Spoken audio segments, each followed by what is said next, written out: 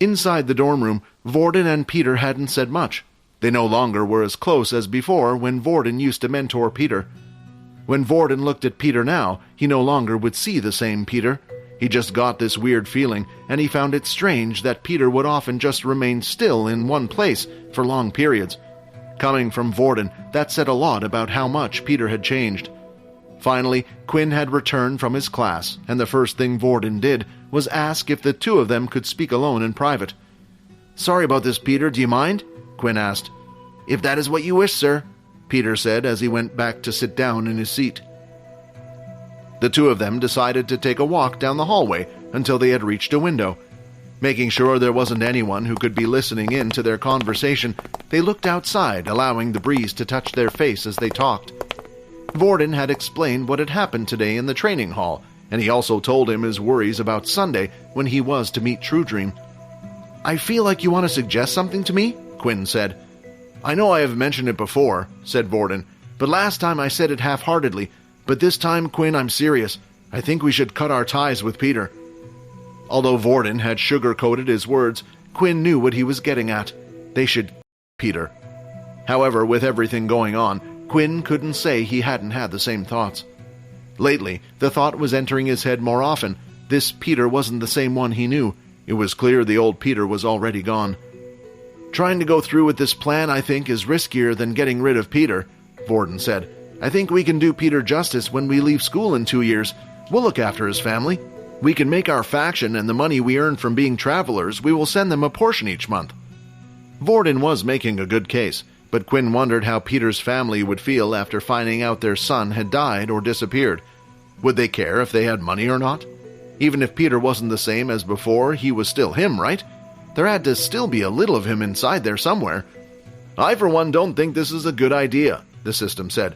"First, you will be unable to kill Peter even if you decide to go through with this. You would have to stand by as you watch someone you know Peter, and although he is loyal to you, he would not just stand there without putting up a fight. The second thing goes to the matter we spoke of before. You were lucky Peter turned into a white. It is quite a powerful ally to have. Right now, you need to gather and keep all the power you can get. It's not a question of if the vampires will come, Quinn, it's when." Suddenly, as these thoughts filled Quinn's mind, a strange feeling came over him once again. It was the family connection from the blood ritual. "I can't do it, Varden," Quinn said. "He's family now, and so are you and the others." Quinn didn't know this, but as he turned and said these words to Varden, his eyes were lit up bright red. Varden assumed that perhaps this matter went far beyond just the conversation they had now, and had something to do with Quinn himself. "All right, Quinn, we'll stick with the plan." The next day it was the weekend, so the group had no classes for the day. However, they were unable to spend their time as freely as the other students did. Instead, they met in Logan's room once more. Each of them went over the details of their plan, while Logan also handed each a strange, round, circular pin to be put on their clothes. It looked similar to a button and blended well into their uniform. There was also a separate circular small speaker that was to be placed in the ear. These two items were a set that was to be used to communicate with each other. The only person who didn't receive one was Peter, as they knew he would be taken away. However, a microphone was once again installed into his watch so they could hear everything that was happening. After a good night's rest, it was finally Sunday, the day Truedream would finally arrive at the school. It was now Sunday morning, and the 8 sergeants had all gathered inside the portal hall. 4 of the second-year sergeants stood on one side, and 4 of the first-year sergeants stood on the opposite side, forming 2 lines in front of the portal. Each of them had straightened postures and were unmovable, assuming their best attitude before the single portal. The said portal had been pulled out and placed in the center of the room. Although the color of this portal was neither green, orange, nor red, it was hued in the purity of white, making it look like a blank canvas. Just like the traveling stations, the white color indicated that the destination of the portal was Earth. The doors to the training hall soon opened, and every one of the sergeants immediately gave a salute to the 4 men who had entered the room. Duke, the head of the second-year students, Nathan, the head of the first-year students, and Mike stood in the center. Out of all the generals there, Mike was the oldest and was well respected. Even though he didn't hold the highest rank, he was still in charge of the communications that would transpire between military bases. Then, finally, standing behind the three of them was a man in a black and white tailored suit. The others had never seen him wear anything else other than that. It was the head general, Paul. "Duke, I hope you already have everything prepared, yes?" Paul asked. "Yes, everything is proceeding well, and we should reach the quota as usual. All the students will gather in the assembly hall this afternoon. We shall advance with everything else right after," Duke replied. "Good," said Paul, looking at another comrade next. "Mike, how are the preparations for the upcoming event going?" "Not to worry. We still have a leeway of a month before the event. Students will be able to choose which events they want to participate in soon. I'm sure that will come out on top this year. I know we will," Mike said as he laughed loudly.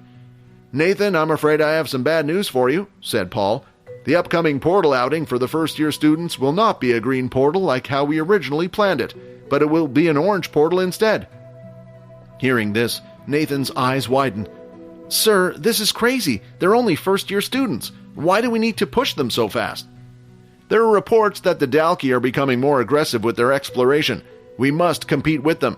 This order has been made by all of us, so we must push more, and at the same time, we cannot willingly lose our regular men. Earth is the #1 priority, and we must protect it at all cost." "So they chose to sacrifice the children instead?" Nathan complained back, utterly distraught by the news. "War will soon be waged, and the Dalki do not discriminate, whether they are children or not. Age will not matter to them when that time comes. They should get the experience now. I will permit you to send a couple of sergeants with them for their safeguarding rather than the regular teachers, but that's it. This is an order, and it's final. I don't want to welcome any opposition." Usually, green portals would be used for the first years. They were the safest, containing basic and intermediate beasts. Once the student reached the second-year stage, they would then, only once, go out on an orange portal expedition. Orange portals posed a heightened risk. There were shelters on the planet, but the whole planet had yet to be explored. The moment military arrived on that planet, the goal would be to expand and explore the areas of the planet that had yet to be explored. If they were lucky enough to finish their exploration, it would get the go-ahead and the portal color would change to green. If they discovered high-level beasts, then the portal would retain its orange color. Nathan felt like the first years were way too inexperienced to do such a task. The main difference when traveling to an orange portal planet was that they would travel as a single unit instead, in teams. Furthermore, the school had yet to enlighten the students about the importance of working together. The generals now stood a few feet away from the circular teleporter. Paul lifted his wrist to look at his watch, checking the time. It was currently 8:59. 9 o'clock. As soon as the watch displayed 9, the portal started to warp slightly, and 3 figures could be seen coming through. Hi, Quinn here. Wondering what happens next? If you want to jump the queue and unleash all episodes, click on the link here and install the Pocket FM app.